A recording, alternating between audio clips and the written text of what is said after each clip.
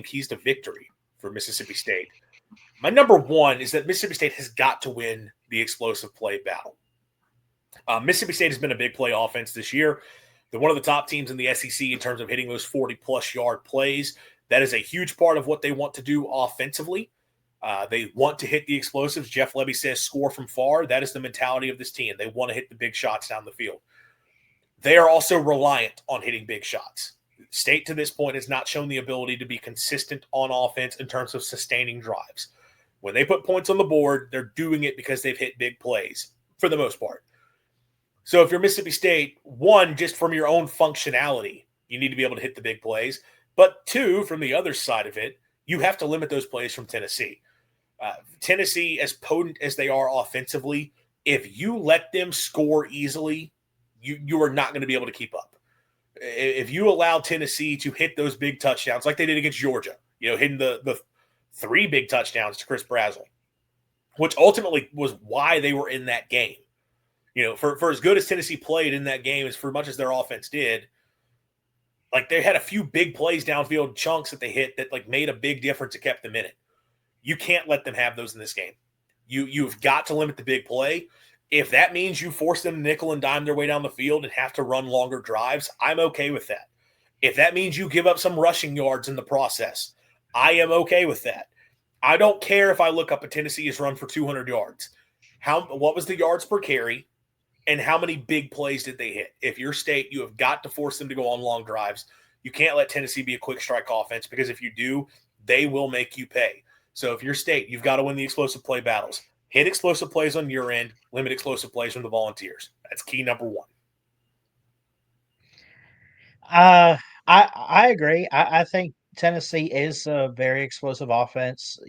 They've hit on it early this season.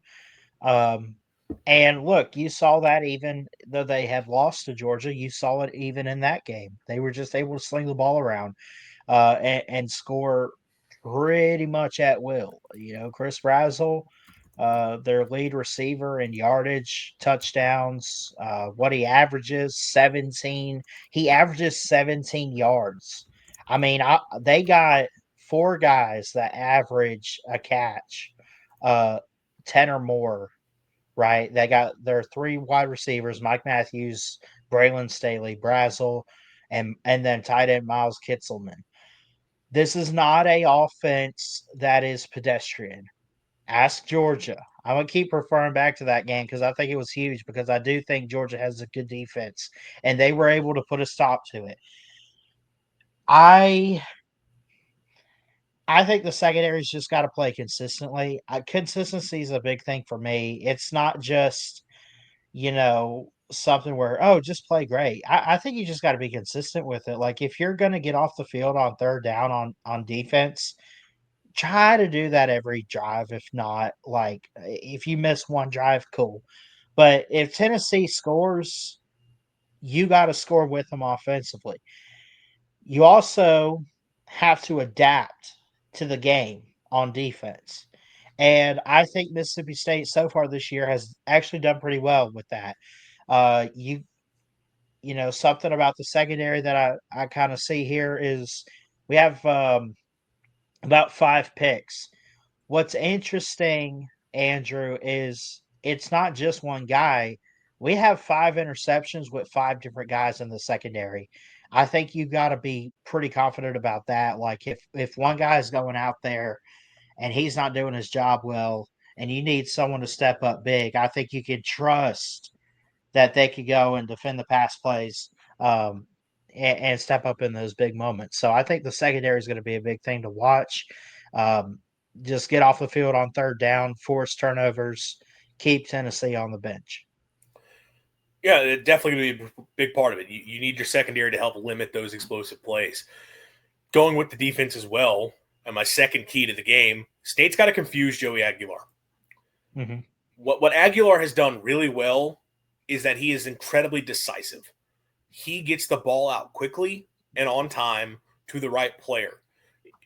Tennessee has only given up 2 sacks on the season, and I think only one of those is like a true sack. And I think really both of them are kind of I think one of them was also a botched snap. So they basically have not given up a true sacked where it was a quarterback getting pressured this season. Some of that is the offensive line, but a lot of it is that Joey Aguilar has not given them chances to get to the quarterback. He has done a great job of getting the football out quickly. He knows where he needs to go. Some of that is making a decision pre-snap, but some of that is also being able to quickly diagnose and understand, hey, here's where I need to go with the football. When you have a quarterback that's making decisions that quickly, I'm not going to sit here and tell you try to speed him up because he's already sped up. If you blitz him just normally, he's going to make you pay. I want State to create confusion and take away those easy throws. Drop 8 a lot. Change your presentation a lot. Show one look and shift into another. Change where pressure is coming from. Show that you're going to blitz and then drop out of it. Show that you're going to blitz, and the two guys who show they're going to blitz, they drop out, but somebody who didn't show they were blitzing come after you. Maybe you show, like, you give a conservative look, and then you rush 8. Go something crazy like that. I think if you're State, you have to try and create as much confusion as possible against Joey Aguilar. Do not let him go to his first read right away. Take those looks away, and you're going to do that by creating as much confusion as possible. You have to change your presentation pre and post snap. You also, again, dropping 8, I think, is the smarter thing to do here. Instead of saying, well, we got to find a way to get pressure on this kid. There's times, yes, I would love for you to mix in some pressures and blitz with the idea of creating confusion. But if you're going to do that, it needs to be, we are changing the presentation so he thinks, oh, pressure's coming, I need to go here with the ball. Well, all of a sudden, pressure's coming from the other side of the field, and where I wanted to go has been taken away, and oh, crap, now I'm sacked. That's what you have to do to him. If you just say we're just going to line up and rush normally, or you show a pressure and that's the pressure that you bring, he will pick you apart. So you have got to do things to confuse him, because if you let him just go to his first read, and Aguilar has done a good job of working through things. I'm not saying you can't progress past that. But if you make him sit in the pocket, like, that's going to be where you give him problems. And if you don't let him get the ball out quickly is what I'm getting at. So you have to create as much confusion as possible against Aguilar. I think that's State's defense's best chance here. No doubt. I want to go to the offensive side of the ball here. Another key to the game for me. And there's, look, I think Tennessee's defense has looked solid this year. I look at what they have. They have forced quite a bit of fumbles.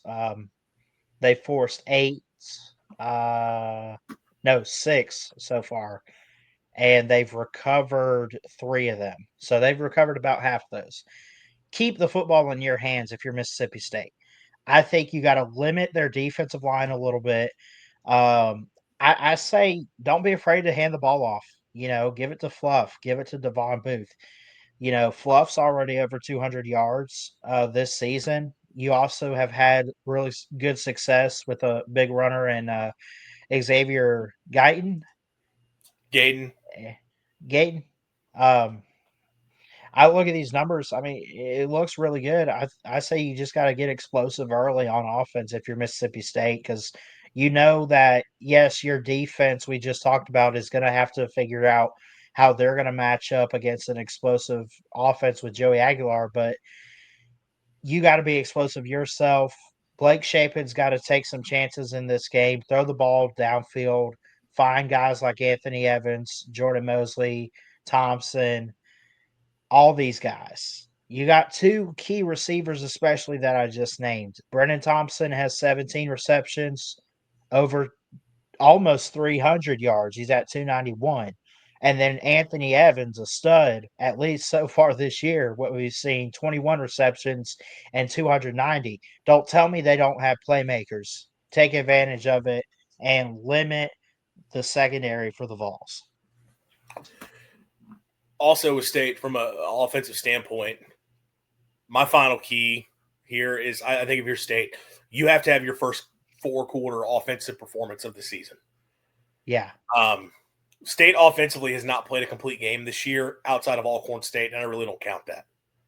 First half against Southern Miss, you hit the big play on the first drive, then you kept shooting yourself in the foot with a bunch of dumb mistakes and dumb penalties, and you weren't able to put points on the board in the first half. Pull away in the second half. Against Arizona State, come out on fire. Although really it was he hit some big plays, but you still moved the ball better in the first half.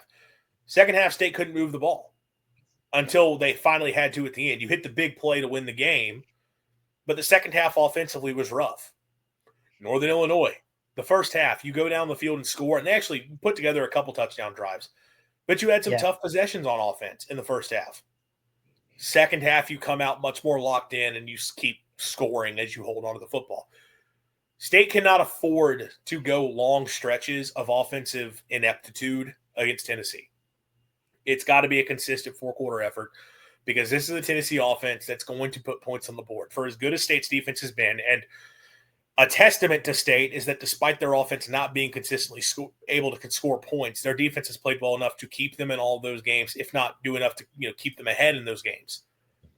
It's not going to happen against Tennessee. It's not that I don't trust the defense. It's that I can just look at the matchup and tell you that's a better team. There's too much firepower. If you are going several possessions in a row without putting points on the board, you are going to get run out of the building. State offensively has got to have their most complete game of the year. If you don't, you're not going to be able to keep up.